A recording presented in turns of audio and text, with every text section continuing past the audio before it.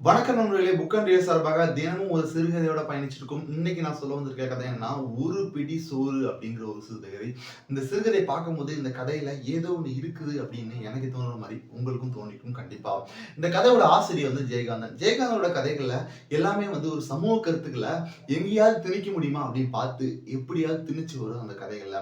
அப்படி ஒரு அழகான கதை தாங்க "ஒரு பிடி சோறு" அப்படிங்கிற ஒரு சிறுகதை. அதாவது ராசாத்தி அப்படிங்கிற ஒரு பெண் இருக்கா. இந்த பெண்ணோடைய அப்பா பேரு தான் மண்ணாங்கட்டி.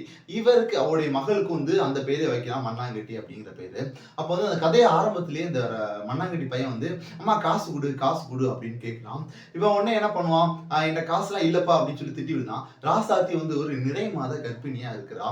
வீட்ல வீட்ல அந்த ஆசிரியர் வந்து எப்படி விளக்குறார்னா, அவங்க வீடு வறுமையில இருக்கத அந்த ஆசிரியர் வந்து இந்த பண்ட பாத்திரங்கள்லாம் வந்து எல்லாமே காலியா இருக்குது அப்படிங்கிறத அடையாளப்படுத்துறாரு. அப்பவே நம்ம புரிஞ்சுக்கணும். வறுமையா இருக்கிறாங்க அப்படின்னு புரிஞ்சுக்கணும். அப்போ வந்து இவங்க அம்மா காசு குடு காசு குடுன்னு கேட்கிறான்ல. இவன் காசு இல்லன்னு சொன்னோனே வெளிய போயி, இவன் பக்கத்து வீட்டுக்காரி ஒருத்தி உண்டு. அவரு வீட்ல இருந்து சாப்பாட திருடி சாப்பிடுறான். இவன் வந்து வீட்ல வர நிறைமதி கற்பனை இவரு உட்கார்ந்திருக்கார்ல தெரியாது. இப்ப இவனுக்கு வந்து காசு குடு காசு குடுன்னு சத்தம்போது, பக்கத்து வீட்டுக்காரி வந்து ஓங்கி வந்து அந்த மண்ணாங்கட்டிய அடிக்கிறான். மண்ணாங்கட்டி ஓரமா போய் விழுந்து அழுதுட்டு இருக்கான். ஏன் அடிச்சான்னு கேட்கும்போது, "நான் என் மாப்பிள்ளை கந்தசாமிக்கு வந்து சாப்பாடு வச்சு குடுத்துருக்கேன். என் மாப்பிள்ளை உழைச்சிட்டு வரான். அவனுக்கு நான் வந்து சாப்பாடு பொங்கி வச்சிருந்தா, அத போய் நான் எடுத்து சாப்பிட்டுருதான். திருடி சாப்பிட்டுருதான். நானே ஒரு பிடி அரிசியும் வச்சிருக்கேன்" அப்படின்னு சொல்லி திட்டுறாங்க. திட்டுனதுக்கு அப்புறம் கந்தசாமி அப்பதான் உள்ள வரான். "சரிப்பா விடுப்பா பரவாயில்லன்னு" சொல்லி இவங்க பிரிச்சு விடுதாங்க. அப்போ இவன் ராசாத்தி போய் படுத்துருதா. மண்ணாங்கட்டியும் அப்படியே வெளியே போயிருதான். இவங்களுடைய வேலைகள் என்னன்னா, விறகுகள் வந்து லாரியில வந்து நிக்கும்போது, அந்த விறக வந்து இறக்கி வச்சு அடுக்கி வைக்கிறது தான் வேலை. இதுதான் கூலி வேலை. இந்த மழைக்காலங்கள்ல விறகுகள் இருக்காதுல்ல, அப்போ வந்து பாலியல் தொழில் செய்வாங்க. பாலியல் தொழில்ல பிறந்த ஒரு குழந்தை தான் வந்து மண்ணாங்கட்டி அப்படிங்கிற குழந்தை. வேற வழி இல்ல. அவங்களுக்கு அந்த காலத்துல எது ஈஸியான தொழில், அந்த பாலியல் தொழில் ஈஸியான வழி. அப்போ வளையல்காரர் அப்படிங்கிற கூட ஒத்துமையா இருந்த மாரி ராசாத்தி நெனச்சு பார்க்கிறா. இது போயிட்டு இருக்கு. அப்போ வந்து திடீர்னு அவளுக்கு வந்து ஞாபகம் வருது பக்கத்து வீட்டுக்காரிக்கு. ராசாத்தி என்ன சாப்பிட்டான்னு தெரியலையே, என்ன பண்ணன்னு தெரியலையே, அவளுக்கு மனசு கேட்கல. சரி அடிச்சுட்டு வந்துட்டோம், போய் பேசுவோம்னு சொல்லி போய் பார்த்து ஜன்னல் வழியா எட்டி பார்த்து, "ராசாத்தி என்ன செய்ற? சாப்பிட்டியா?" அப்படின்னு கேட்கும்போது, இல்லக்கா சாப்பாடுலாம் இல்ல." அப்ப ராசாத்தி மணங்கிட்டே இருக்கா. அவளுக்கு வந்து வயித்துல வலி இருக்குது. ஆனா பசியும் இருக்குது. இது வலியா, பசியா அப்படிங்கிற ஆசிரியர் பல கேள்விகள வைக்கிறாரு.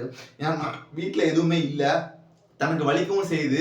ஆனா அவள வலின்னு எடுத்துக்கணும், இல்ல பசின்னு எடுத்துக்கணும். அதானே செய்யணும். சாப்பிடாதனால பசி ஏற்படுது. இந்த பசிய அவ வலின்னு எடுத்து, பசியா இருக்காது, வலியா தான் இருக்கும் அப்படின்னு சொல்லி அவ மனச தேத்தி வயிற நெறச்சிட்டு இருக்கா அப்படிங்கிறத ஆசிரியர் காமிச்சிருக்காரு.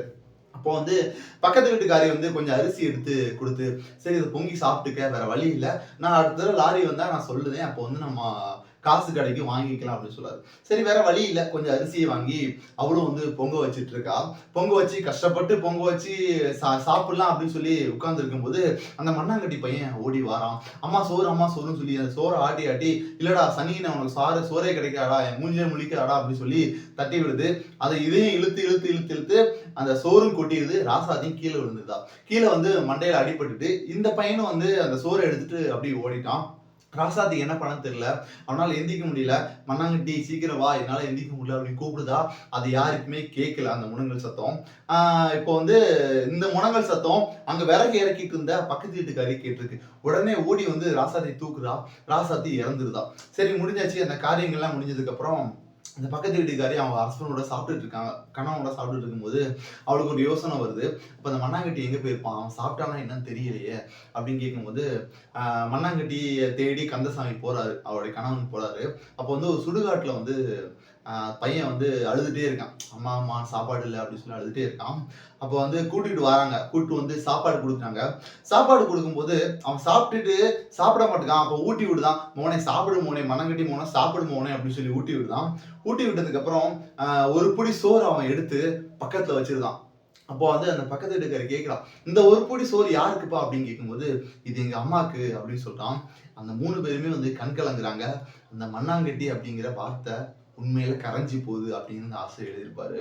அவ்வளோ அருமையான கதை. ஒரு தாயோடைய பின்பத்தையும், மகனுடைய பின்பத்தையும், பக்கத்து வீட்டுக்காரருடைய பாசத்தையும் அழகா காமிச்சிருப்பாரு அந்த கதையில. இந்த கதையில நாம முக்கியமா கவனிக்க வேண்டிய ஒரு விஷயம்.